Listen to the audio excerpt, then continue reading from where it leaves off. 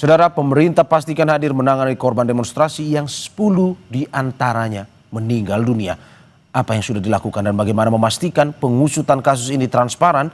Kita ulas bersama Ketua Komnas HAM, Anies Hidayah. Selamat pagi, Mbak Anies. Selamat pagi. Selain itu juga ada anggota Kompolnas Yusuf Warsim. Selamat pagi, Mas Yusuf. Selamat pagi. Dan juga Ketua Umum Yayasan Lembaga Bantuan Hukum Indonesia, Muhammad Isnur. Selamat pagi, Mas Isnur. Selamat pagi Mas Mario, Pak Yusuf, Mbak Anies. Selamat pagi. Bapak Ibu, terima kasih sudah bergabung di Dialog Sapa Indonesia Pagi pada hari ini. Saya ke Mbak Anies terlebih dahulu. Mbak Anies, kemarin Komnas HAM akhirnya menggelar konferensi pers terkait dengan kejadian yang terjadi beberapa hari ini terkait dengan demonstrasi tersebut. Apa sebenarnya yang ingin disampaikan? Ada 10 orang yang meninggal. Update-nya seperti apa, Mbak? Ya, terima kasih. Tentu ini duka cita yang mendalam bagi kita semua atas dampak aksi demonstrasi yang berlangsung selama sepekan ini. 10 orang meninggal dunia, 2 orang yang ada di Jakarta. Komnas HAM tengah menyelesaikan penyelidikan, yaitu kasus Afwan dan juga Andika. Sementara untuk korban yang di Makassar, 4 orang, Komnas HAM ini juga memberangkatkan tim ke Makassar untuk melakukan penyelidikan. Dan untuk korban-korban yang lain kami sedang menyiapkan untuk juga melakukan penyelidikan. Jadi kami menaruh atensi yang sangat serius untuk melakukan penyelidikan, terutama terhadap para korban yang meninggal dunia. Terhadap Afwan misalnya Komnas HAM sudah meminta keterangan terhadap terduga pelaku, kemudian memeriksa. Hari ini kami akan melakukan reka ulang dan uji coba rantis, termasuk memeriksa CCTV di sepanjang jalan di mana TKP gitu ya, atau kejadian perkara itu terjadi, dan akan meminta keterangan juga dari rumah sakit, dokter yang melakukan pemeriksaan gitu. Jadi upaya-upaya itu terus kami lakukan untuk memastikan adanya akses atas keadilan bagi para korban dan bagaimana proses penegakan hukum yang akuntabel, transparan dan berkeadilan ini juga berjalan dengan baik. Dan tentu kami juga melakukan koordinasi dengan organisasi masyarakat sipil. Kemarin kami juga mengundang kawan-kawan CSO, Mas Isnur juga hadir gitu ya, untuk memberikan masukan kepada Komnas HAM langkah-langkah seperti apa yang diperlukan untuk merespon secara cepat, tepat dan strategis situasi yang terjadi gitu. Mbak Anies, kalau kita lihat lebih detail lagi, itu yang korban meninggal. Kalau yang korban luka, benarkah sampai ratusan orang atau dari data Komnas HAM seperti apa? Betul, kami juga melakukan identifikasi ke sejumlah rumah sakit. Sejauh ini identifikasi kami di Jakarta, kemudian di Solo, di Bandung, dan juga di Jogja. Ada sejumlah data yang sudah kami dapatkan, sebagian dirawat inap, sebagian rawat jalan, tetapi juga penting kami identifikasi luka yang dialami oleh para peserta aksi ini karena apa? Apakah karena kekerasan oleh aparat atau karena sebab lain, ini juga sedang kami identifikasi. Sementara untuk 17 wilayah lain kami juga masih terus koordinasikan, komunikasikan, terutama dengan CSO dan juga berbagai pihak gitu ya, untuk mendapatkan informasi yang memadai. Kami juga mendorong pemerintah menyediakan pemulihan yang cukup gitu ya, bagaimana memastikan mereka yang sedang dirawat, baik itu rawat jalan maupun rawat inap, ini juga difasilitasi dengan difasilitasi oleh pemerintah gitu ya, sehingga para korban keluarganya itu tidak kemudian mengalami kebingungan ketika mereka juga harus menanggung biaya gitu atas apa yang terjadi. Oke, berarti dari Komnas HAM memberikan masukan bahwa untuk mereka yang korban luka itu ditanggung biayanya oleh pemerintah semuanya ya? Kami mendorong mestinya negara hadir untuk memastikan pemulihan itu dilakukan oleh negara. Oleh pemerintah. Oke, Mbak Anies, terakhir sebelum saya ke Mas Yusuf, masih diidentifikasi sampai saat ini, tetapi dari temuan terakhir oleh Komnas HAM, apakah betul mayoritas baik yang meninggal maupun luka itu adalah akibat tindakan kekerasan oleh aparat keamanan, benar? Ada indikasi kuat ke arah sana. Oke, ada indikasi kuat ke arah sana. Saya ke Mas Yusuf. Mas Yusuf, bagaimana Kompolnas melihat hal ini? Bahwa temuan dari Komnas HAM, ada yang meninggal pun juga yang luka sampai ratusan. Ada indikasi kuat ini adalah kekerasan yang dilakukan oleh aparat keamanan. Dari Kompolnas melihat hal ini seperti apa? Ya, terima kasih. Jadi saya mohon maaf nanti tidak bisa sampai usai. Saya bisa sampai 07.55. Jadi pertama kami dari Kompolnas menjalankan pengawasan Ya. terkait dengan adanya korban dalam setiap penanganan unjuk rasa apabila itu ada hal-hal yang menyebabkan bentrok yang itu di dalamnya dipastikan ada pelanggaran hukum, anarkisme, itu menimbulkan korban. Nah, tentu korban juga sebenarnya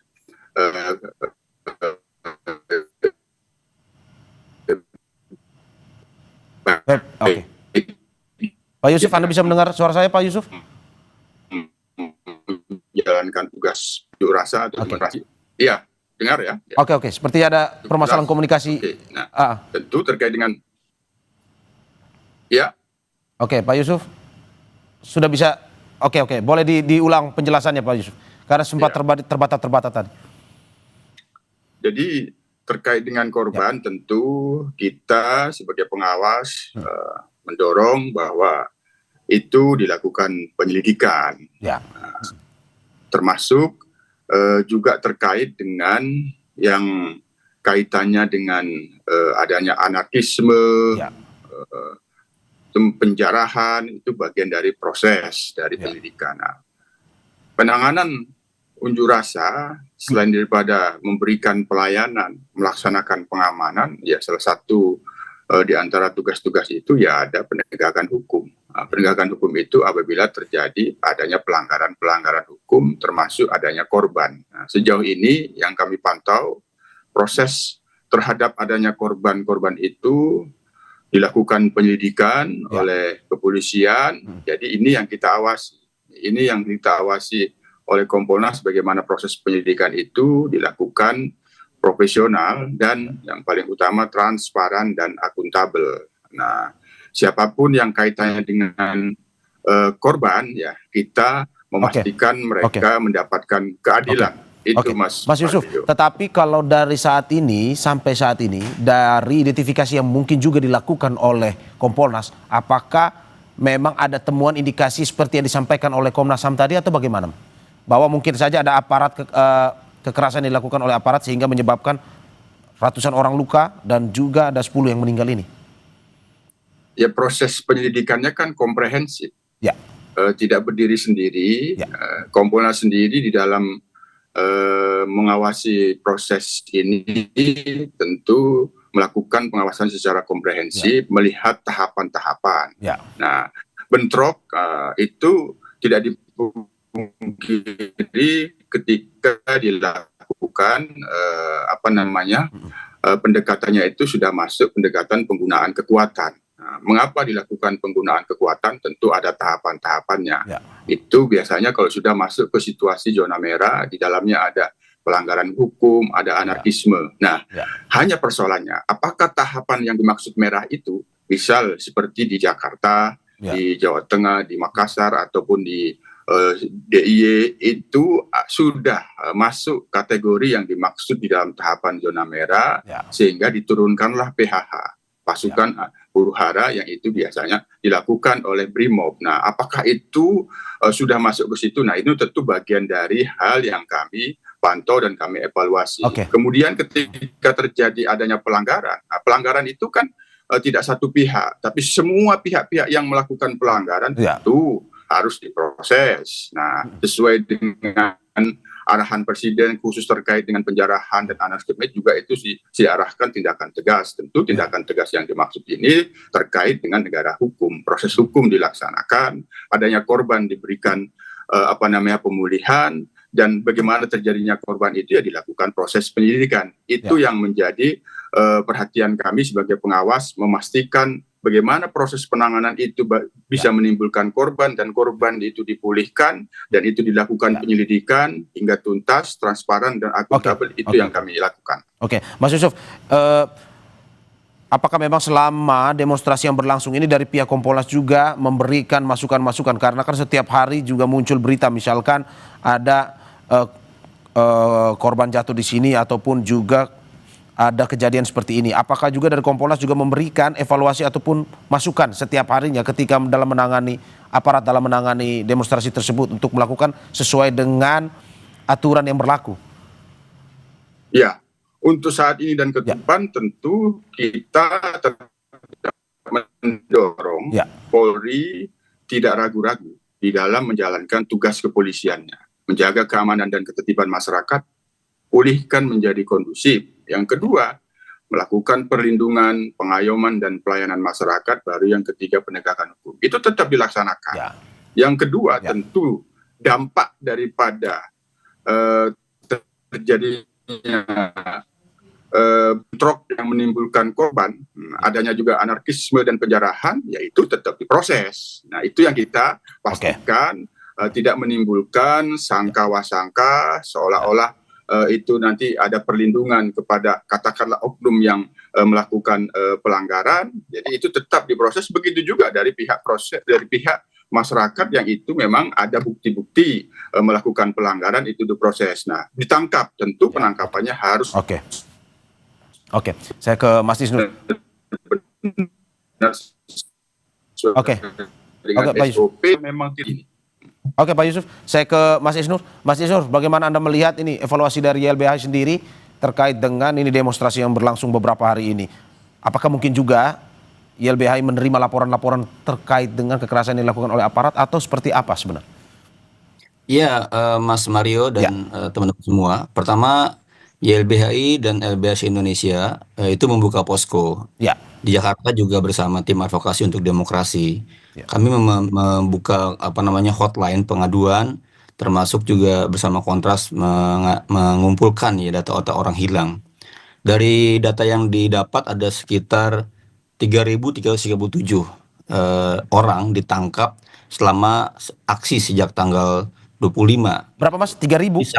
Sorry. 3.337 itu masa aksi ditangkap. Sebagian besar masa aksi itu ditangkap tanpa kesalahan, tanpa dasar hukum.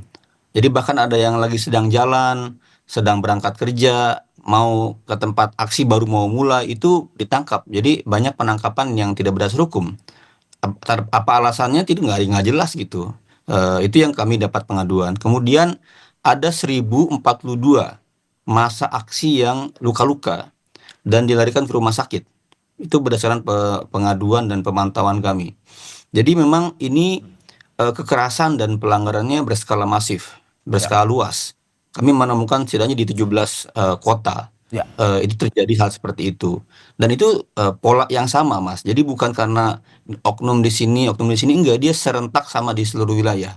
Makanya kami meminta Komnas HAM melakukan penyelidikan pro justisia untuk ini, karena ini terjadi sesuatu yang meluas dan sistematis gitu. Dan ada tidaknya Mas, itu kekerasan yang telanjang diperlihatkan. Jadi pelanggaran itu kalau dalam pantauan kami itu dilakukan dengan masif di mana-mana gitu. Dari mulai penghalangan aksi, kemudian penggunaan kekuatan yang berlebihan sejak awal sudah menyalahi protap penggunaan kekuatan, penangkapan yang sewenang-wenang, penyiksaan terjadi, bahkan di beberapa penangkapan Mas terjadi misalnya dia kan masih belum tentu bersalah, tapi ditelanjangi. Bayangkan ditelanjangi, hanya disediakan celana dalam saja di kantor-kantor kepolisian gitu. Disuruh jalan merangkak gitu-gitu, itu ada di sana. Dan kami sebagai advokat, sebagai pelaksana bantuan hukum, itu dihalang-halangi. Ada setidaknya di beberapa titik di mana kami nggak bisa masuk. Di Jogja, di Semarang, di Jakarta, di Bali, di Bandung, Medan, itu kami nggak bisa masuk untuk mendampingi mereka gitu. Bahkan juga dalam pantauan kami, teman-teman jurnalis yang bertugas juga mengalami kekerasan. Oke. Mas Isnur, saya tahan sebentar karena Pak Yusuf ini akan meninggalkan dialog ini di pukul 7.55. Dari data yang Mas Isnur sampaikan, saya ingin bertanya kepada Mas Yusuf. Mas Yusuf, bagaimana Anda melihat bahwa seperti yang disampaikan tadi, ada mereka masyarakat yang tidak tahu apa-apa, bukan pendemo, bukan pun orang yang ikut berunjuk rasa di situ, tetapi ditangkap. Terus yang kedua juga ada kekerasan yang dilakukan. Tanggapan dari Kompolnas sendiri, apakah Kompolnas juga sudah mendapatkan informasi seperti ini atau bagaimana? Ya, itu ada keluhan-keluhan seperti itu, yang itu sudah kita catat, termasuk apa yang disampaikan oleh Mas Isnur tadi. Ada di beberapa wilayah memang ada, dan itu kami lakukan pemantauan, meminta klarifikasi, dan memang ini terkait dengan proses hukum untuk memastikan apakah yang dilakukan apakah yang dilakukan yang masih dalam adanya kegiatan unjuk rasa itu terkait dengan pengerusakan, anarkisme dan penjarahan. Nah, kami sudah cek, sudah banyak yang dibebaskan, hitungan dalam 1 kali 24 jam, yang itu tidak, katakanlah misal dari 300 yang diamankan 1 kali 24 jam setelah diperiksa semuanya bersih, sisa 60 itu ada gitu. Jadi tentu inilah yang menjadi bagian dari pengawasan Kompolnas. Proses bagaimana melakukan proses hukum yang dilakukan itu yang kita terus pastikan tidak ada hal-hal yang tidak sesuai dengan SOP. Itu. Yang kedua tadi terkait dengan protap, nah itu bagian dari apa yang kami maksud, penanganan unjuk rasa dari pelayanan, pengamanan, dan proses penegakan hukum apabila terjadi pelanggaran, itu bagian dari yang kami lakukan evaluasi, apakah di situ ada hal-hal yang tidak sesuai dengan SOP, misalnya belum saatnya yang dikatakan zona merah sehingga digunakan kekuatan pasukan huru-hara, apakah sudah ada, itu bagian yang kita nilai, Mas Mario. Oke, Mas Yusuf. Sementara itu saya tidak bisa membersamakan. Saya sebelum saya melanjutkan, ya kita terima kasih kepada anggota Kompolnas Yusuf Warsim yang sudah bergabung bersama kita di Dialog Sapa Indonesia Pagi pada hari ini. Untuk Mbak Anies dan juga Mas Isnur kita tahan sebentar, karena akan kita lanjut di segmen berikut. Saudara jangan kemana-mana, saksikan jeda berikut. Terima kasih Pak Yusuf. Terima kasih masih di Sapa Indonesia Pagi bersama saya Mario Sarong dan sejumlah narasumber saya, ada Ketua Komnas HAM Anies Hidayah dan juga Ketua Umum Yayasan Lembaga Bantuan Hukum Indonesia Muhammad Isnur. Saya kembali ke Mas Isnur yang tadi saya potong datanya. Mas Isnur bisa lanjutkan. Oke, ada yang di 3.000 yang ditahan karena tidak melakukan apa-apa tadi seperti yang disampaikan, pun juga ada yang luka-luka. Apalagi Mas yang ingin Anda sampaikan? Iya, dan pelanggaran tuh bukan hanya penangkapan dan luka-luka, Mas. Tapi tadi saya bilang ada penghalang-halangan tugas advokat dan bantuan hukum di mana-mana. Itu bahkan advokat kami di Manado itu dipukuli dalam bertugas ya, karena meminta bantuan hukum dipukuli. Di Samarinda itu dipukuli oleh polisi. Oke. Di Samarinda itu ditangkap karena mendokumentasikan kekerasan. Dan tugas-tugas seperti ini itu juga dialami oleh jurnalis ya, di mana mereka juga mengalami kekerasan gitu. Dan yang kalah penting Mbak Anies juga, ini ada 2 hal. Pertama, yang ditangkap-tangkap ini kan banyak dan dilepaskan lagi, tapi nama mereka itu disebar-sebarkan, itu ratusan. Itu jelas sekali melanggar data pribadi ya, dan kemudian mengancam mereka. Dan ada banyak laporan kepada kami, juga dokumentasinya ada. Kemudian besok harinya aparat kepolisian, bahkan ada propamnya juga, itu datang ke sekolah-sekolah. Sekolah-sekolah dan mengancam mereka di depan murid-murid yang lain, di depan para guru, kalau dilakukan demonstrasi akan ditangkap, berikutnya dipidanakan gitu. Jadi pelanggarannya beruntun, mulai dari sebelum lapangan aksi di kantor kepolisian sampai mereka pulang di sekolah, itu terjadi pelanggaran yang masif ya. Di samping juga ada situasi-situasi soal digital ya, serangan-serangan digital itu terjadi di mana-mana. Jadi kalau menurut saya sih ini perlu gelar penyelidikan ya, investigasi yang melibatkan tim independen gitu. Komnas HAM mungkin karena terbatas kapasitasnya di Jakarta saja, itu perlu melibatkan masyarakat sipil secara luas, dan pemerintah juga perlu membentuk tim independen ini karena terjadi secara masif ya. Oke, saya ke Mbak Anies. Mbak Anies, ini temuan dari YLBHI terkait dengan tidak hanya para demonstran ternyata yang mendapatkan efeknya, tapi juga baik itu kuasa hukum, masyarakat biasa pun. Komnas HAM menemukan juga ini terkait, ada laporan juga terkait ini kepada Komnas HAM? Iya, kami kan hampir setiap hari juga melakukan koordinasi dengan organisasi masyarakat sipil ya, termasuk LBHI seluruh Indonesia, di mana mereka melaporkan adanya penghalang-halangan ketika mau melakukan pendampingan terhadap massa demonstrasi yang ditangkap. Di Medan itu juga kami lakukan, kemudian di Jakarta kami koordinasi intensif gitu ya, teman-teman tidak memiliki akses. Selain itu juga bagaimana para keluarga korban ini juga tidak memiliki akses komunikasi dengan para keluarga. Tadi yang disampaikan Mas Isnur bahwa sekian puluh orang dinyatakan hilang oleh keluarganya karena tidak ada informasi yang jelas dari kepolisian. Selain itu kami juga menerima informasi dari sejumlah jurnalis yang mengalami pembatasan ketika akan melakukan liputan, terutama sejak aksi 28 ya, sehingga ini juga menjadi atensi Komnas HAM dan kami juga akan memanggil sejumlah pihak terkait itu untuk meminta informasi terkait beredarnya satu surat dari satu lembaga negara yang apakah itu benar atau dasarnya seperti apa itu dikeluarkan gitu ya, termasuk juga salah satu sosial media yang membatasi salah satu fitur gitu ya, sehingga ini membatasi akses informasi bagi masyarakat dan juga mengganggu iklim perekonomian masyarakat kita gitu. Oke, berarti memang apa yang menjadi temuan Komnas HAM tidak terlalu jauh berbeda dengan yang ditemukan oleh YLBHI, dalam arti ada dugaan pelanggaran HAM pada demonstrasi kemarin. Tetapi untuk menjawabnya saya ada narasumber juga kita yang akan bergabung, penasihat ahli Kapolri Arianto Sutadi. Selamat pagi Pak Arianto. Selamat pagi Pak. Terima kasih Pak Arianto. Sudah ada Mas Isnur dari YLBHI dan juga Mbak Anis dari Komnas HAM yang sudah bergabung bersama kita. Saya ke Pak Arianto. Pak Arianto, bahwa tadi kita sudah ngobrol banyak terkait dengan ini, bahwa ada tindakan yang dilakukan oleh aparat yang memang tidak hanya ternyata kepada para demonstran, tapi juga masyarakat-masyarakat yang tidak tahu, tidak ikut berdemonstrasi, pun juga kuasa hukum ataupun mereka yang ingin membantu para demonstran ini mendapat laporan seperti itu dari LBHI maupun juga dari Komnas HAM.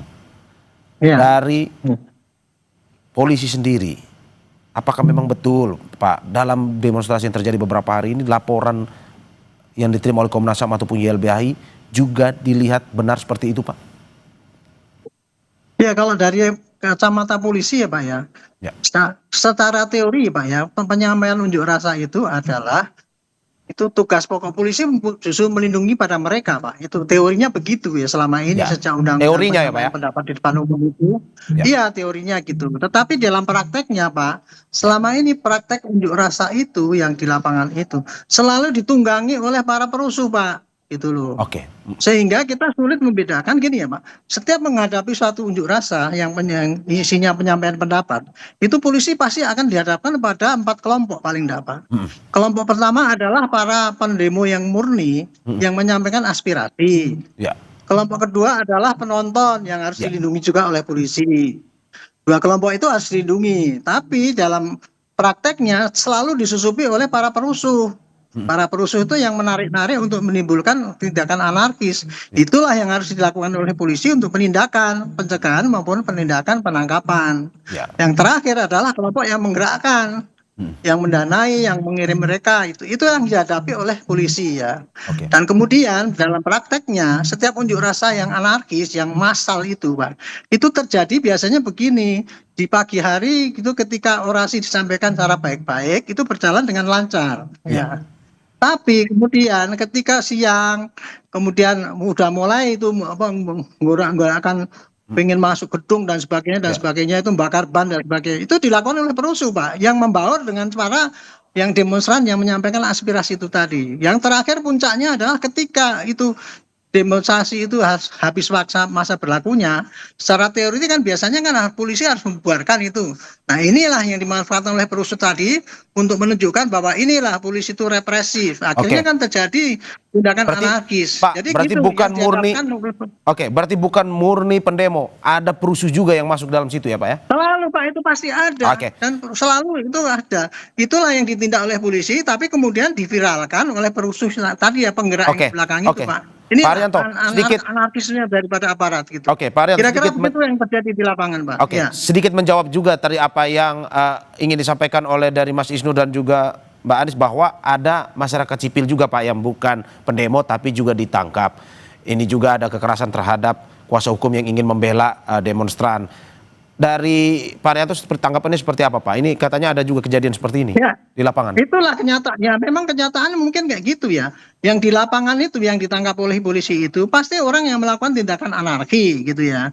Tapi begitu ketangkap kemudian pasti itu itu kan dianggap sebagai pendemo. Itu yang dinarasikan kayak gitu Pak.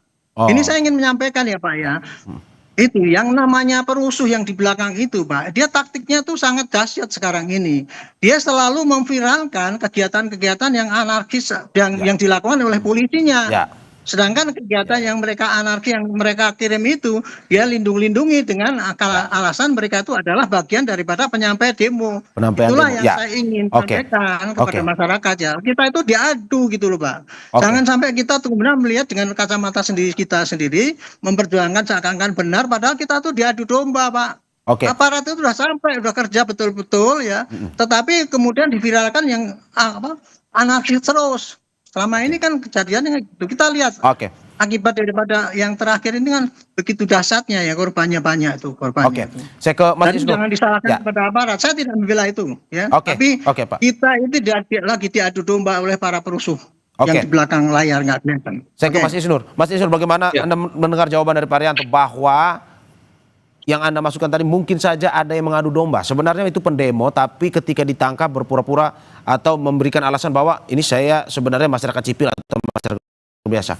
Dari LBH seperti apa? Bahkan tadi saya bilang penangkapan itu terjadi itu sebelum ada demo. Bayangkan, orang ditangkap di stasiun. Apa urusannya ditangkap di stasiun? Ada tadi saya bilang pelanggaran, intimidasi, datang ke sekolah setelah selesai demo. Polisi datang ke sekolah dan ngancem-ngancem. Yang akan demo lagi akan kemudian ditangkapin. Bahkan pelanggaran terjadi di kantor polisi. Orang udah nggak ada demo. Ditelanjangin. Cuma dikasih celana dalam doang. Itu kan bukan itu kalau memang ada polisi yang pelanggaran. Gitu, Pak. Itu saya anggap itu seperti itu gitu loh. Pak Arianto, tahan sebentar Pak Arianto. Kita kasih kesempatan Mas Isnur. Iya, kami datang ke kantor polisi minta untuk pendampingan, nggak dikasih. Bahkan dipukuli lawyer kami. Itu bukan dalam keadaan demo, bukan dalam keadaan chaos dan rusuh. Itu banyak banget Pak. Dan Bapak nggak bisa memungkiri, itu ribuan orang mengalami seperti itu. Dalam artian apa? Kepolisian ini kan diatur. Jangan sampai terpancing, jangan sampai arogan. Bahkan ada banyak video yang kami dapatkan ya. Orang sudah terkapar, orang sudah tertembak bahkan. Masih dipukul juga gitu. Jadi dalam artian ini ada problem yang sangat besar di pengetahuan, pemahaman, kesabaran, psikologi dari aparat yang melakukan. Memandang demonstran seperti orang yang harus diselesaikan dan dihabisi. Dan saya kritik juga, itu kan peraturan Undang-Undang 98, itu kan nggak ada aturan jamnya, tapi kemudian ada aturan Prakapolri yang mengatur sendiri soal jam aksi. Ini kan lucu, udah undang-undang dibatasi oleh Prakapolri yang mengatur. Jadi seolah-olah jadi ada legitimasi yang menurut kami tidak legitimate soal itu. Mas. Saya ke Pak Arianto lagi. Pak Arianto, bagaimana Anda menanggapi bahwa itu tadi ya, penafsiran undang-undang itu aja sudah beda kita antara ahli hukum ya.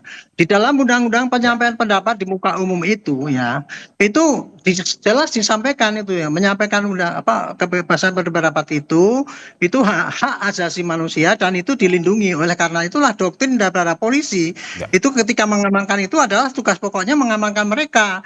Tetapi di dalam undang-undang nomor tahun 98 itu pun dibatasi Pak. Demo itu harus mempertimbangkan ya, satu, persatuan, etika, tidak merusak lingkungan dan sebagainya. Dan dibatasi juga tidak boleh di lokasi-lokasi misalkan di ibadah di mana. Jamnya juga di bawah jam 6 sampai di bawah di atas Pak. Di undang-undang nggak ada soal jam Pak. Oke lah kayak gitu ya. Kenapa kita malam itu nggak boleh Pak? Karena kenyataannya setelah malam itu terjadi kayak gitu ya. Itu dalam rangka kita itu mengamankan untuk melindungi orang-orang yang melaksanakan demo dengan baik dan tidak memberikan kesempatan pada anarkisme itu. Itulah kita atur seperti itu Pak gitu. Tapi kemudian kan ini kan dianggap sebagai membatasi kebebasan berpendapat gitu. Sedangkan pada pihak anarkis Pak ya, yang kemudian selalu yang namanya anarkis itu Pak, itu kalau ketangkap pasti mengatasnamakan bahwa saya itu menyampaikan pendapat di muka umum, kebebasan dilindungi. Itulah sekarang tepuk tangan itu Pak para perusuh itu Pak. Kalau Bapak itu ikut bantu-bantu dengan cara gitu, dan kemudian selalu aparat itu disalahkan itu. Saya termasuk polisi yang lama udah bertugas Pak, dan saya termasuk idealis, saya nggak suka dengan tindakan anarkis. Tapi kalau yang Bapak saya diceritakan itu tadi, bahwa ada polisi menangkap di stasiun dan sebagainya, kemudian mengajar dan buktinya banyak sekali. Ya memang gitu Pak, itu yang diviralkan oleh para perusuh itu tadi Pak. Gitu. Itu saya bukan bela-bela itu polisi yang jelek, memang ada di lapangan. Tapi tidak semua polisi kayak gitu Pak. Gitu. Saya ke Mbak Anies. Mbak Anies, ini terkait dengan adu domba pun juga tadi apa yang disampaikan benar, apakah memang ini ada yang sebelum demo tiba-tiba ditangkap di stasiun misalkan? Dari laporan Komnas HAM sendiri, temuan Komnas HAM sendiri, apakah betul ada yang seperti itu atau bagaimana? Atau ini hanya provokatif adu domba sebenarnya? Betul, karena kami juga menghimpun data di sejumlah kantor kepolisian, di mana kami menemukan yang ditangkap itu orang yang melewati lokasi demo gitu ya, mau belanja dan sebagainya. Jadi data-data seperti itu juga kami dapatkan. Nah, saya ingin menggarisbawahi bahwa kebebasan menyampaikan pendapat dan ekspresi itu kan fundamental rights ya, dan hanya dibatasi oleh 3 hal gitu. Jadi proporsionalitas, necesitas, dan juga legalitas. Artinya ada kepentingan keamanan nasional, kesehatan publik, dan juga aturan yang sah, yang jelas gitu. Jadi hanya itu yang bisa membatasi gitu, karena ini merupakan hak fundamental. Orang kalau sudah tidak bisa menyampaikan ekspresi dan pendapat, ini kan ada persoalan di dalam demokrasi kita gitu. Sehingga kenapa fungsinya aparat itu kan untuk melindungi mereka yang menyampaikan pendapat dan ekspresi gitu ya. Nah, yang terjadi kan seperti yang kita diskusikan hari ini gitu. Sehingga kenapa kemudian ketika ada pembatasan, ada pengurangan, apalagi penghalangan, ya itu jelas terjadi pelanggaran hak asasi manusia, terutama hak untuk menyampaikan pendapat dan ekspresi gitu. Terkait dengan adu domba, benarkah bahwa dalam penyampaian isu kemarin dari Komnas HAM sendiri menemukan juga ada demonstran murni, tapi ada juga orang-orang yang mengadu domba, menunggangi lah kalau kita bilang? Kalau soal kenapa masyarakat menyampaikan aksi, itu kan ada persoalan, ada kekecewaan, ada keprihatinan gitu ya, baik dari aspek ekonomi, sosial maupun politik gitu ya. Nah, itu sebenarnya akar masalah itu yang harus dijawab, tetapi soal-soal yang lain tentu itu tugas aparat keamanan untuk mengidentifikasi, tetapi tentu kami tidak bisa mentoleransi terkait dengan persekusi, penjarahan gitu. Tetapi yang ingin kami dorong adalah negara menjamin ketika masyarakat menyampaikan aspirasinya untuk menyampaikan pendapat dan ekspresi di ruang publik gitu. Mbak Anies, sebelum saya ke Mas Isnur dan juga Pak Arianto, ini kita masih belum tahu kapan demo ini akan berakhir, penyampaian pendapat ini kapan akan berakhir. Tapi ke depan apa yang ingin disampaikan oleh Komnas HAM? Bagaimana seharusnya penanganan yang tepat, dalam arti bahwa penyampaian pendapat berlangsung lancar, penanganannya juga tetap mengutamakan sisi kemanusiaan?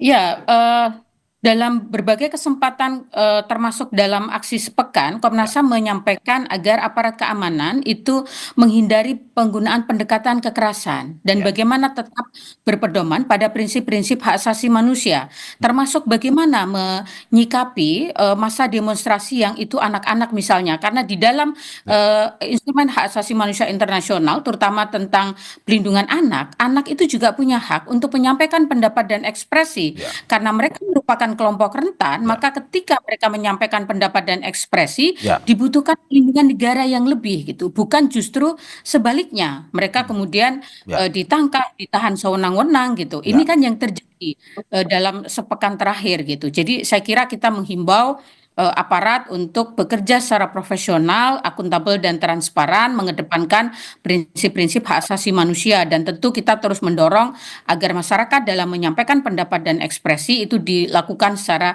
damai dan tidak menggunakan cara-cara kekerasan. Pun juga dengan media sosial yang kemarin juga menjadi kritik dari Komnas HAM, ya pada akhirnya harus tetap dibebaskan ya. Orang menyampaikan pendapat di media sosial dan segala live maupun juga penyampaian pendapat tersebut ya.